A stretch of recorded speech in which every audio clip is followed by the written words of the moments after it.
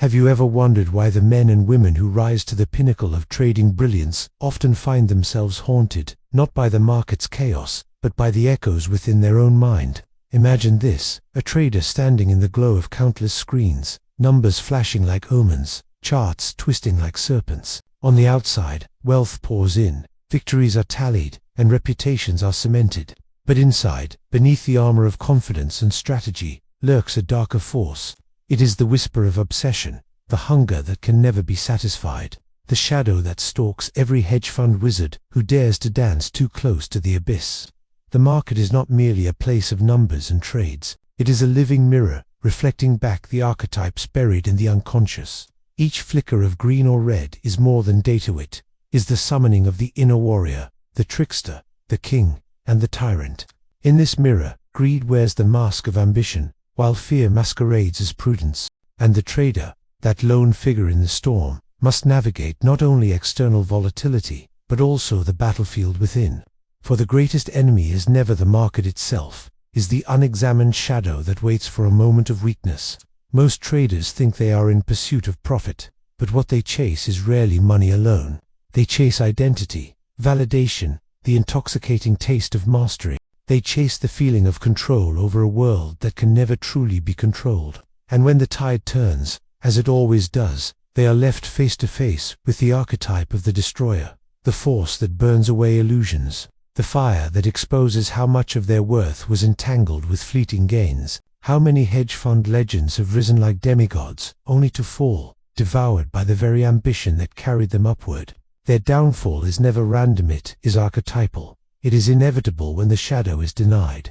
Some traders believe that discipline is their shield, that by following rules they will be safe. But discipline without self-knowledge becomes a prison. The Stoics taught that control lies not in external events, but in the inner fortress of the mind. Seneca warned that wealth tests the soul. Marcus Aurelius reminded himself that all things pass. Epictetus said that suffering comes not from events, but from our judgment of them.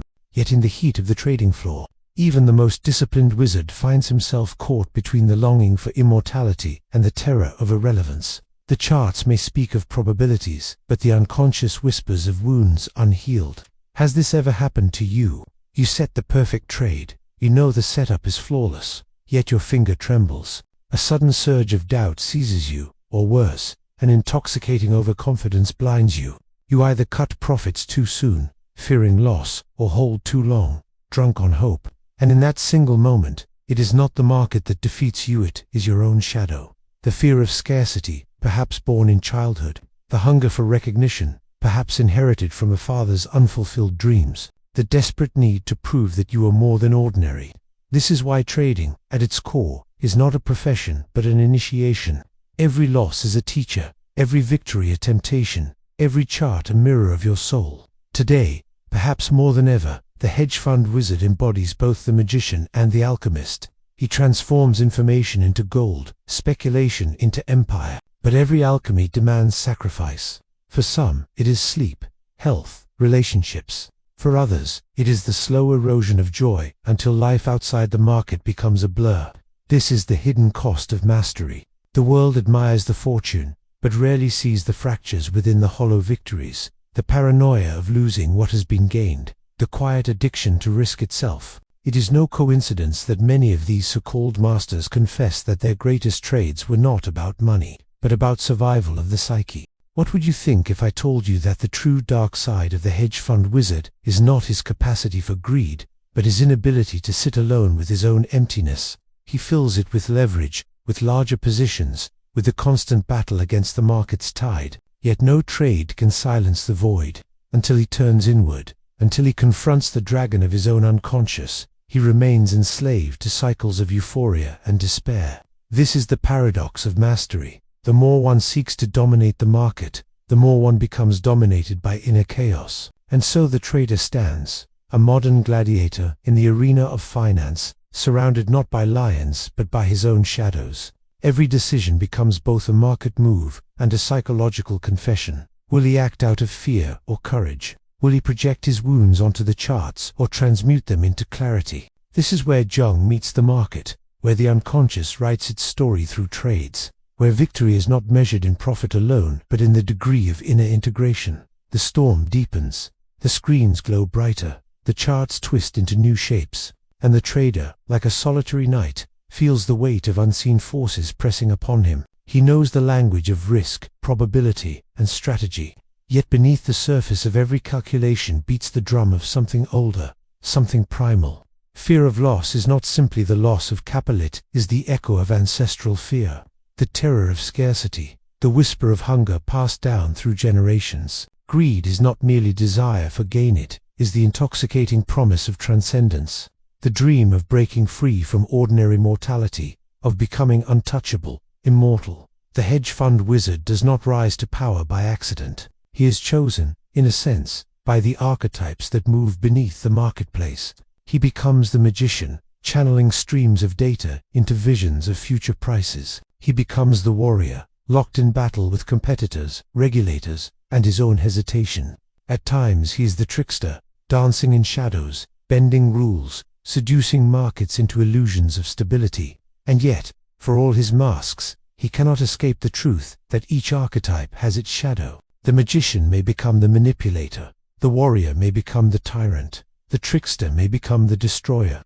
In chasing greatness, he risks becoming consumed by the very powers he wields. You, too, feel these masks pressing upon you. When you enter a trade, which part of you truly acts? Is it the disciplined Stoic, weighing probabilities with calm detachment? Or is it the restless child, craving instant gratification, aching for recognition? When your trade moves against you, do you respond like the sage who accepts impermanence, or like the wounded ego that lashes out, doubling down in defiance? Each moment in the market reveals which archetype has seized your hand. The question is not whether you have a shadow, it is whether you dare to confront it before it devours you. Consider how quickly triumph turns into torment. A winning streak ignites euphoria, and suddenly the wizard feels larger than fate itself. He believes he has outsmarted chaos, bent probability into obedience. But then comes the inevitable reversal. The streak ends, the market turns, and the same trader finds himself drowning in doubt. The alchemy of mastery dissolves, replaced by the raw agony of loss. In that moment, he stands not as a master, but as a supplicant, begging the market to restore what was taken. Here lies the essence of addiction, not the substance of profit, but the cycle of ecstasy and despair, the endless chase for the next high. Marcus Aurelius once wrote that fortune and misfortune are threads woven into the same tapestry, that to cling to either is to misunderstand the nature of life itself. Yet the trader resists this wisdom, believing that he can separate one from the other. He longs for victory without defeat, wealth without loss, recognition without rejection. But the market is merciless in its lessons. It shows him, again and again, that light cannot exist without shadow. Every win contains the seed of arrogance, every loss contains the seed of humility. To deny one is to fall prey to the other. What about you? When you close a trade in profit, do you secretly inflate your worth, imagining that you are superior to the mass of ordinary traders? And when you endure a string of losses, do you collapse inward, questioning not only your skill but your very identity? The truth is that the market strips away the illusions you hold about yourself. It does not care about your pride, your self-image, or your excuses. It reflects, with brutal honesty, the degree to which you are ruled by fear, greed, and attachment. Every chart you study is also a chart of your inner psyche. The hedge fund wizard's empire is often built on this razor's edge. He knows he must cultivate discipline, yet he secretly fears the fragility of his control. He creates elaborate systems, rules, and risk parameters.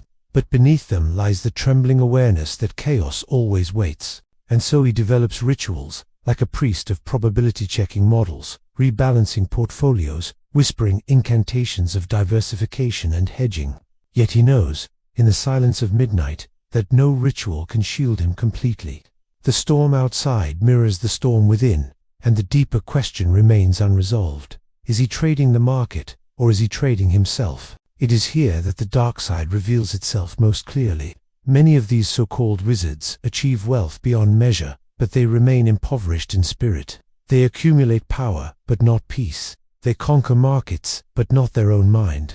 The battle never ends, because the true enemy is not external volatility, but the inability to face the void within. Jung called it the confrontation with the shadow, the process of meeting the repressed, denied, and feared parts of the self. Without this confrontation, the wizard remains a prisoner of his unconscious, destined to repeat cycles of triumph and ruin until something within breaks. And so the story continues. The trader standing at the threshold of both greatness and destruction, suspended between light and shadow. He knows the market will test him again. The question is whether he will face it as a whole being or as a fragmented soul, torn apart by forces he refuses to name. The market does not whisper.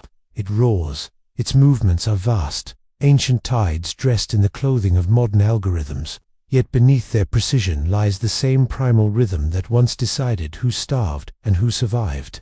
The hedge fund wizard believes he has mastered this rhythm, yet the truth is harsher. He has only aligned himself with it for a time, only borrowed its momentum. The moment he mistakes this borrowed tide for his own power, the downfall begins. Pride is the gate through which ruin enters, and many of the market's giants have walked through it with blind eyes. Picture the wizard during his ascent. His eyes gleam with purpose. His posture radiates confidence. He speaks in probabilities, in metrics, in forecasts. But what drives him is something much older, a deep, gnawing hunger for permanence in a world of impermanence.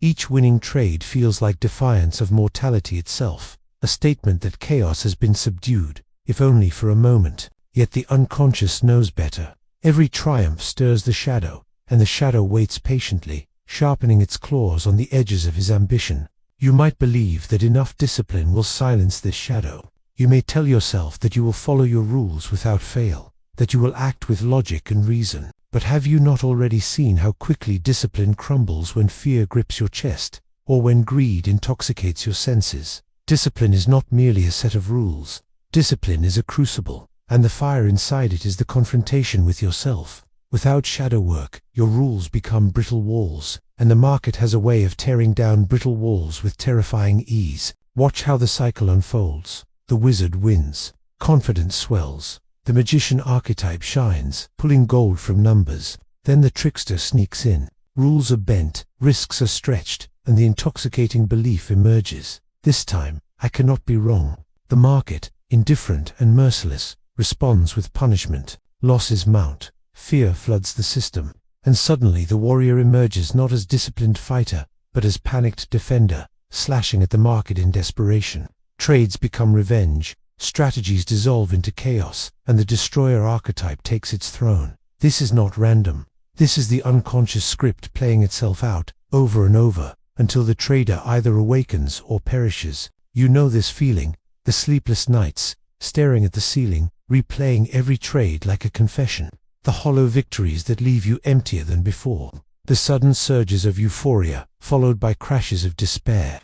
These are not just market experiences. These are psychological initiations. The market is forcing you to see yourself in raw, unfiltered form. And the question that haunts every trader is not, can I master the market? But rather, can I master myself while facing the market's truth?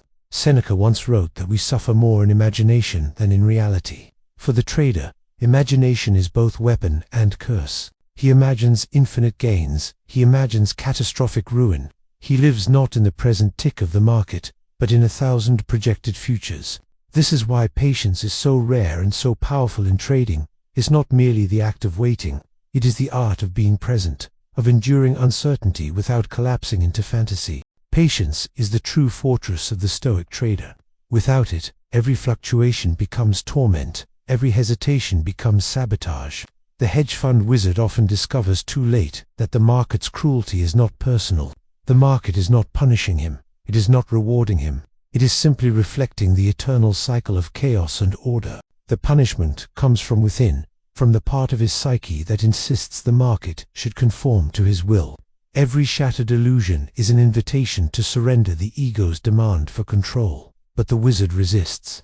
He rages against the tides, burning himself with the fire of his own resistance. Many of his greatest losses come not from the market's unpredictability, but from his refusal to accept that unpredictability is the law of existence itself. And here, in this crucible of chaos, lies the most dangerous temptation.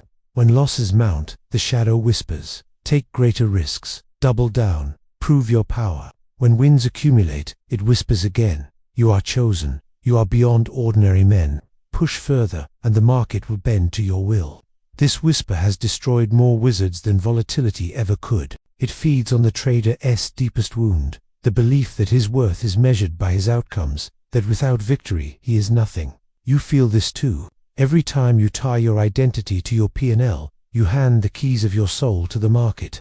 Every time you define your value by your trades, you enslave yourself to forces outside your control. True mastery begins only when you cut this chain, when you recognize that you are not your wins and you are not your losses. You are the one who chooses how to face them. The market, in its brutal honesty, is asking the trader to wake up.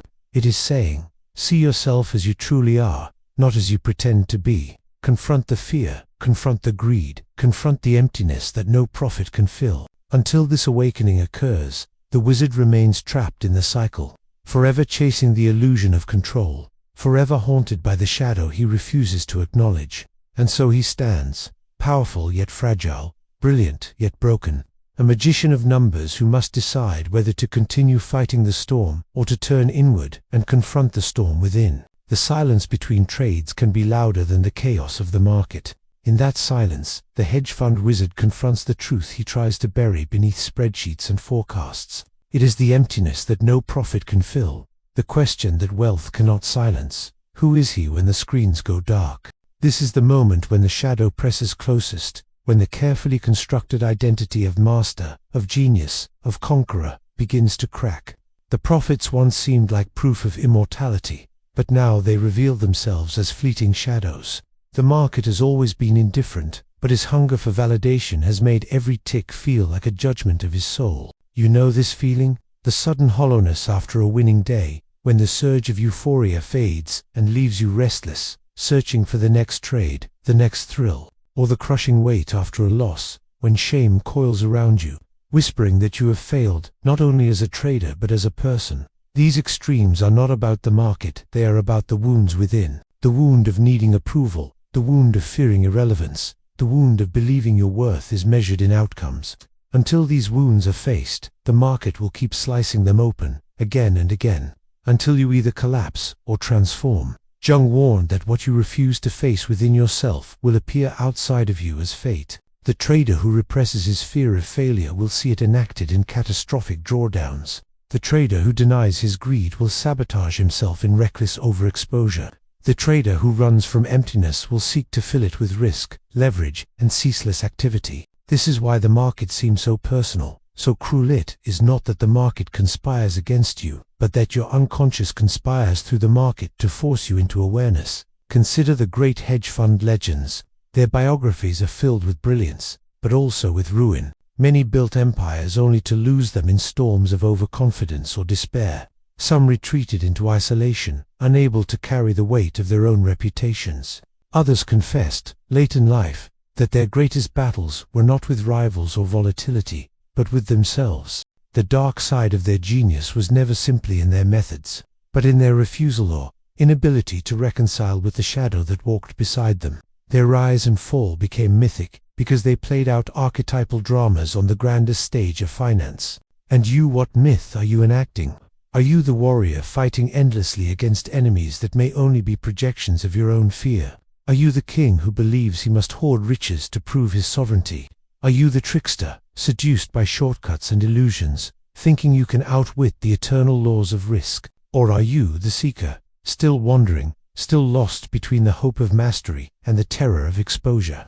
The market does not lie. It reveals which archetype has seized you in every decision, every hesitation, every reckless leap. The Stoics urged men to distinguish between what is within their control and what is not. Epictetus reminded his students that freedom lies not in events, but in their response to them. Yet how often does the trader forget this? He believes he can bend the market to his will, that he can control outcomes with enough analysis, enough precision, enough aggression. But the truth is harsher. He cannot control the market. He cannot even control the next tick. What he can control is himself, his patience, his restraint, his detachment. And yet, these are the hardest battles of all, because they demand surrender of the very illusions his ego clings to for survival. Imagine yourself in this crucible. The chart turns against you, your position bleeds red, and panic surges. Do you obey your rules, or do you let fear seize the wheel? A breakout appears, shimmering with potential, and greed calls like a siren. Do you step forward with discipline, or do you leap headlong into temptation? Every moment in the market is a test, and the examiner is not the market, it is you. The battlefield is internal, the opponent is your own shadow, and the prize is not profit, but mastery of the self. The hedge fund wizard who fails to see this becomes a prisoner of endless cycles. He may gain wealth, but he loses peace. He may achieve recognition, but he sacrifices freedom. He may conquer rivals, but he remains conquered by his own compulsions. The dark side of his mastery is slavery to fear, to greed, to the gnawing hunger for more. His empire may rise like a tower, but without inner integration it is built on sand, destined to crumble when the tides shift. But there is another path, a rarer, more demanding path. It is the path of individuation, the integration of shadow, the acceptance of impermanence, the surrender of ego's illusions. Few traders walk it, for it requires more courage than any market battle. It requires the courage to face yourself without disguise, to see the wound, the emptiness, the fear, and not turn away. The trader who dares to walk this path discovers that true mastery is not external, but internal. The market becomes no longer a battlefield of conquest, but a mirror of discipline, patience, and acceptance. And so the wizard stands again before the storm. The market surges, the tides roar, and the temptation to dominate rises.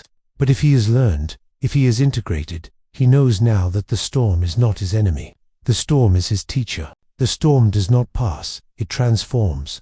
The hedge fund wizard realizes that the market is not a foe to be slain, nor a kingdom to be conquered.